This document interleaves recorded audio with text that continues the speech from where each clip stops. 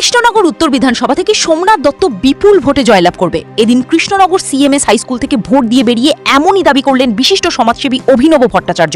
Sting নিউজের প্রতিনিধি অর্ণব মজুমদার তাকে প্রশ্ন করলে তিনি বলেন, ভোট দিলাম এবং মানুষের সঙ্গে চলতে ফিরতে যা বুঝলাম, কৃষ্ণনগর উত্তর বিধানসভা থেকে সোমনাথ দত্ত বিপুল ভোটে জয়লাভ করবে। উল্লেখ্য, সাংবাদিক সম্মেলন করে তৃণমূলের পক্ষ থেকে প্রথমে অভিনব ভট্টাচার্যকে কৃষ্ণনগর উত্তর বিধানসভার তৃণমূল কংগ্রেসের প্রার্থী করা হয়, কিন্তু মনোনয়ন জমা দেওয়ার পর বিশেষ কারণে তার মনোনয়ন বাতিল হয়ে যায়। তার পরিবর্তে মনোনয়ন জমা দেন সোমনাথ দত্ত। সোমনাথ দত্তের সমর্থনে তাকে প্রচারেও দেখা যায়। নদিয়ার কৃষ্ণনগর থেকে অর্ণব মজুমদারের রিপোর্ট, স্টিং নিউজ। ভোট দিলাম এবং মানুষের সঙ্গে যেটুকুন চলতে ফিরতে বুঝলাম আসতে গিয়ে কৃষ্ণনগর উত্তর বিধানসভা থেকে তৃণমূল কংগ্রেস মানে সোমনাথ দত্ত বিপুল ভোটে জয়লাভ করেছে। ফ্যামিলিকে নিয়ে সাথে দিয়ে ভোট দিন।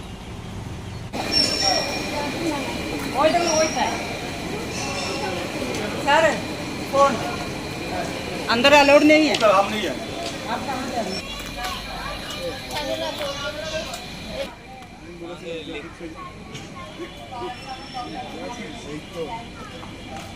আমাদের ওই সাইডে লাইনটা কোন দিকে ডান দিকে বড় লাইনটা না ছোট লাইনটা দিদি